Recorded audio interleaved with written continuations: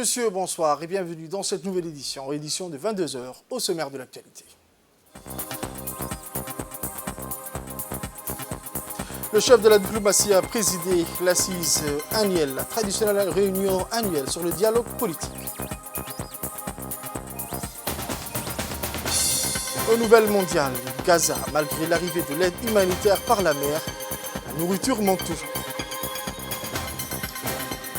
Les détails de ce journal à présent, mesdames et messieurs, je vous le disais dans les titres, la traditionnelle réunion annuelle sur le dialogue politique de cette année 2024 entre la République de Djibouti et l'Union européenne a eu lieu aujourd'hui, dimanche, sous la coprésidence du ministre des Affaires étrangères et de la coopération internationale et porte-parole du gouvernement, M. Mahmoud Ali Youssouf, et de l'ambassadrice de l'Union européenne à Djibouti, Mme Sylvie Tabès.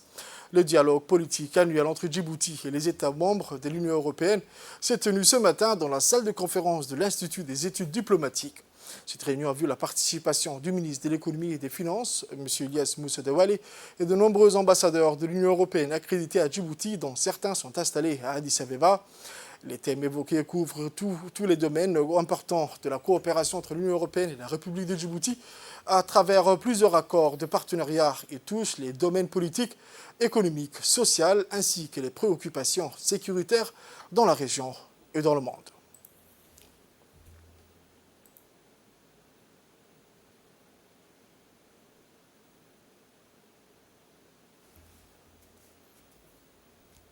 Lors de son intervention, l'ambassadrice de l'Union européenne à Djibouti, Mme Sylvie Tabès, a souligné que la coopération entre l'Union européenne et Djibouti continue à se développer davantage année en année. On écoute l'ambassadrice. Nous avons le plaisir de nous revoir un an plus tard au dialogue de partenariat entre deux bons amis et alliés, Djibouti et l'Union européenne. Une fois de plus, nos relations se sont renforcées et approfondies au cours de cette année. Je suis honorée et heureuse d'assister à ce processus et, oserais-je le dire, d'y contribuer. Lorsque nous nous sommes réunis ici il y a un an, les choses étaient un peu différentes. Cela semble loin maintenant. Vous conviendrez probablement tous avec moi que ce fut une année pleine de changements et de rebondissements surprenants. Qui aurait pu s'attendre, en mars 2023, à ce que la situation sécuritaire dans la région change si radicalement en quelques mois seulement. Et malgré tous les événements qui se déroulent autour de Djibouti et dont nous aurons sûrement le temps de parler plus en profondeur aujourd'hui, notre pays d'origine, et si je peux me permettre, avec votre permission de me l'appliquer à moi-même, est resté sûr et stable. Je parle de Djibouti, bien sûr. En soi, cela aurait déjà pu constituer une grande réussite. Néanmoins, ce que j'ai appris au cours de mon mandat ici en tant qu'ambassadrice de l'Union européenne, c'est que le niveau d'ambition de ce pays est toujours très élevé. Dans son intervention, le ministre de l'économie et des finances, M. Ilyas Moussa Dawale, a pour sa part mis en exergue que la situation actuelle sur le trafic maritime arrive à se normaliser par rapport aux 2 derniers mois. On écoute ses dires. Djibouti, comme beaucoup de pays africains en voie de développement, était en train de sortir très difficilement et lentement de ces différents chocs. Et donc, ce que nous vivons au jour d'aujourd'hui est une autre situation et un autre défi à gérer. Très bizarrement, le trafic portuaire reste en ce moment encore stable sur le plan, en termes de volume de navires, en comparaison des 2 premiers mois. Le trafic portuaire reste à peu près égal, c'est vrai, lié principalement à un phénomène de croissance assez rapide, je dirais un pic du trafic de transbordement. Ceci s'explique, à mon sens, à notre sens, au phénomène du blocage de Bab el-Mandeb. Pour le reste, par rapport au contexte que nous vivons,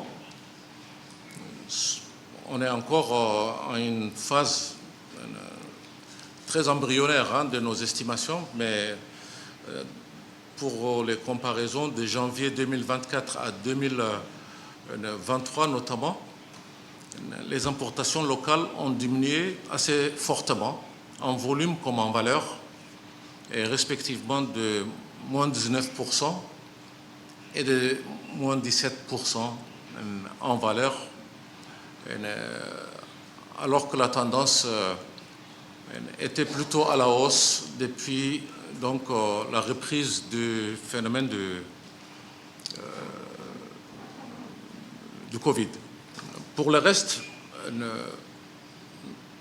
nous constatons naturellement une baisse en termes de régime douanier, avec des simulations en termes de recettes qui seront quand même assez conséquents, parce que le budget de Djibouti reste en flux tendu.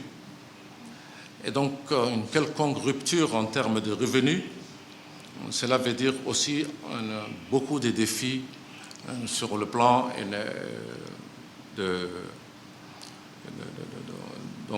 d'exécution. Pour sa part, le ministre des Affaires étrangères et de la coopération internationale, M. Mahmoud Ali Youssouf, s'est félicité à la mise en œuvre de l'accord de Cotonou, la pierre angulaire de la coopération entre l'Union européenne et la République de Djibouti. Voici le ministre Mahmoud Ali Youssouf. À cette traditionnelle rencontre, qui est celle, cette année, on l'appelle le dialogue de partenariat. Et je crois que c'est un des résultats de ce nouvel accord de Samoa, qui a eu du mal, qui a pris une longue période de gestation, et qui est en train de se mettre tranquillement en place, même s'il y a encore, je dirais, beaucoup de travail à faire pour parvenir à sa ratification. Nous sommes, comme vous le savez tous, dans une phase donc de transition. Son application, en tout cas, est dans une phase de transition et nous espérons que nous allons pouvoir donc aller de l'avant dans les mois à venir. Je tiens également à remercier sincèrement les partenaires que vous êtes de l'Union européenne qui honorent donc de votre présence cette importante réunion. C'est un moment d'échange, d'interaction et de compréhension des défis et des enjeux qui font avancer notre action commune pour la paix et le développement. Nous restons persuadés que cet exercice nous donne aussi l'opportunité de réaffirmer nos centres d'intérêt et de partager nos préoccupations sur l'état du monde. Excellences, Mesdames et Messieurs, la signature de l'accord de Samoa, le 15 novembre 2023, a marqué une étape significative dans notre partenariat, articulé autour de 3 piliers essentiels, qui sont donc, premièrement, les relations économiques et commerciales, le développement inclusif et durable, et bien entendu, le dialogue de partenariat. En effet, ce 3e pilier, objet de notre rencontre aujourd'hui, offre un cadre propice aux échanges de haut niveau pour discuter des questions clés convenues d'un commun accord, notamment en matière de politique nationale, de partenariat économique, ainsi que de géopolitique régionale et internationale. Au cours des dernières années, la coopération entre la République de Djibouti et l'Union européenne a connu une accélération significative. Le ministre de l'Environnement et du Développement durable, son Excellence M. Mohamed Abdelkader Moussa, a participé ce dimanche 17 mars 2024 à la réunion vidéoconférence des ministres de l'Environnement des pays membres, la République de Djibouti, l'Arabie Saoudite, l'Égypte, la Jordanie, la Somalie, Soudan, le Yémen, de l'Organisation régionale pour la conservation de l'environnement de la mer Rouge et du golfe d'Aden, dénommée PERSGA. L'objectif de cette réunion était de faire le point sur la situation en mer Rouge et du golfe d'Aden Une réunion ministérielle qui s'est ouverte par son Excellence Madame la ministre Dr Yasmine Fouad, ministre de l'Environnement de la République arabe d'Égypte. Faisant suite, les événements sans précédent survenus récemment suite aux attaques en mer Rouge et dans le golfe d'Aden sur les navires Rumibar le 18 février et True Confidence le 2 mars 2024 présentent un danger majeur pour la vie humaine, l'économie et l'environnement marin de notre région. Les ministres de l'Environnement des pays membres du PERSGA ont fait d'une réunion face à cette crise environnementale par Zoom. Le ministre de l'Environnement et du Développement durable djiboutien, son Excellence M. Mohamed Abdelkader Moussa, a prononcé au cours de cette réunion une allocution dans laquelle il a souligné l'inquiétude de la République de Djibouti et ses préoccupations quant aux conséquences potentielles dévastatrices d'une pollution maritime majeure dans les eaux de la mer Rouge et du golfe d'Aden, qui abrite une biodiversité riche et des écosystèmes marins vulnérables. De plus, face à la montée et l'intensification de ces attaques et l'apparition de la menace due au navire Rubimar, qui a finalement coulé le 4 mars 2024 au large du Yémen, sont autant d'éléments ayant poussé le gouvernement djiboutien à renforcer sa capacité nationale pour assurer la sécurité de la navigation maritime. Le ministre a ajouté que les ports de Djibouti sont devenus des ports de refuge de manière circonstancielle pour les réparations des navires qui ont été endommagés, comme les navires Islander, MSC Sky 2, et ont également servi pour l'évacuation des équipages vers Djibouti des navires Rubimar et True Confidence. Cette situation alarmante exige donc une coopération régionale concentrée et renforcée. Il a mentionné également dans son intervention que la République de Djibouti est située sur l'une des routes maritimes les plus fréquentées au monde et possède plusieurs ports. Par conséquent, nous sommes exposés à la pollution marine causée par les hydrocarbures et notre pays à lui seul n'a pas la capacité de faire face au risque de la pollution marine. C'est pourquoi notre pays souhaite renforcer la coopération avec nos partenaires de développement en général et avec le PERSGA en particulier.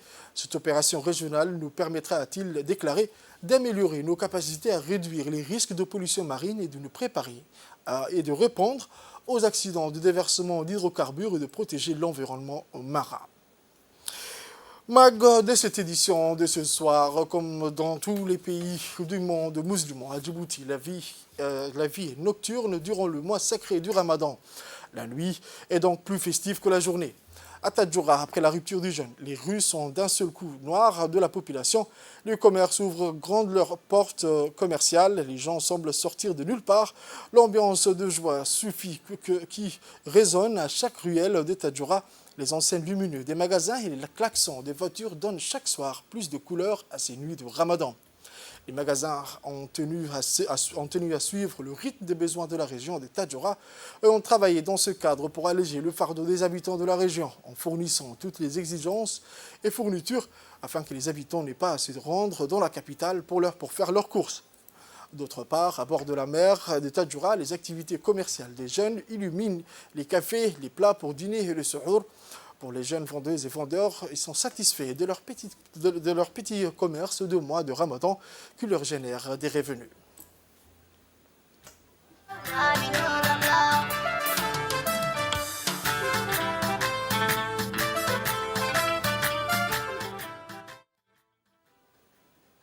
Dans les quartiers stratégiques de la capitale, une vision novatrice de l'emploi s'est concrétisée à travers l'émergence d'une cabine téléphonique autonome en énergie. Voici un reportage de la rédaction.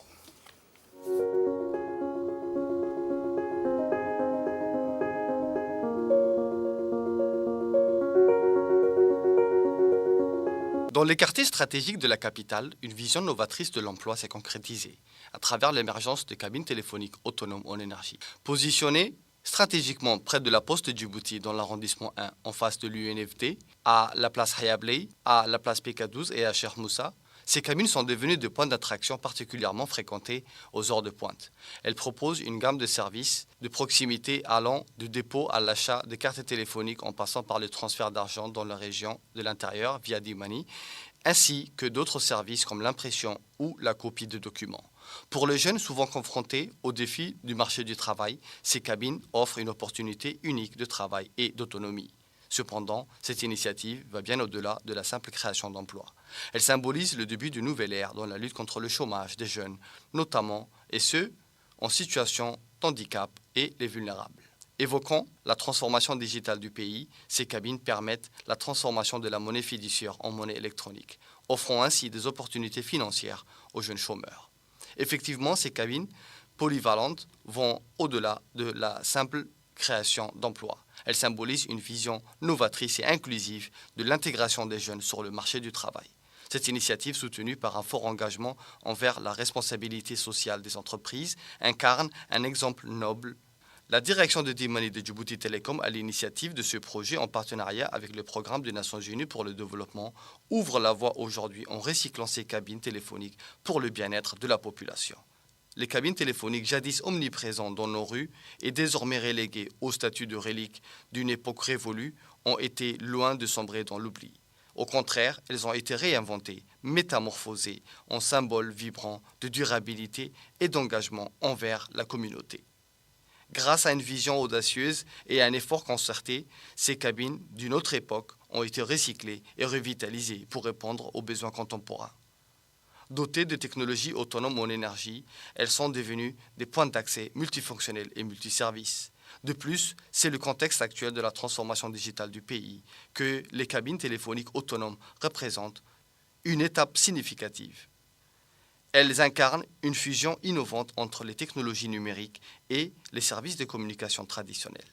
En permettant la transformation de la monnaie fiduciaire en monnaie électronique, ces cabines jouent un rôle crucial dans la modernisation des transactions financières.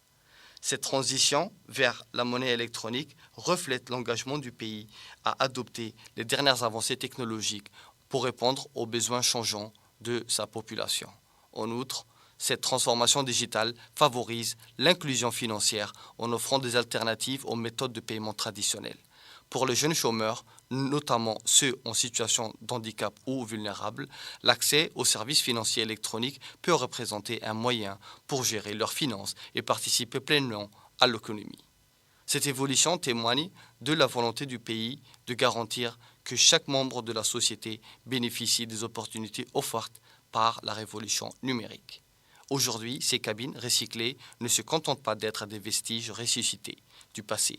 Elles incarnent également la transition vers une société numérique, plus inclusive et connectée. Leur rôle dans la transformation digitale du pays va bien au-delà de la simple prestation de services. Elles représentent une passerelle vers l'avenir, où l'accès à la technologie et aux services financiers est accessible à tous, indépendamment de leur situation socio-économique.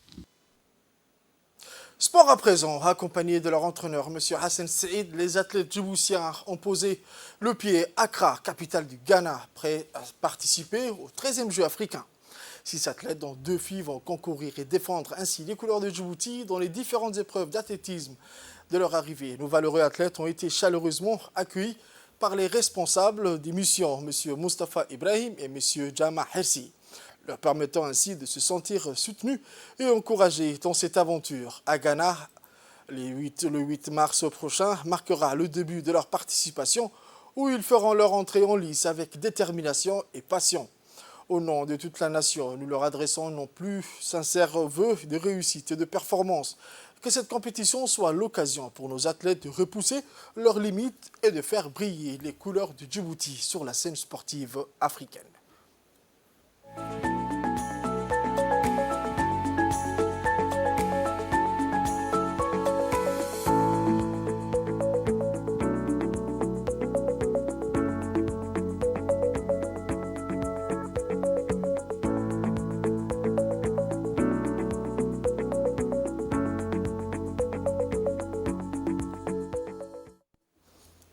On écoute la réaction de M. Hassan Saïd, leur entraîneur.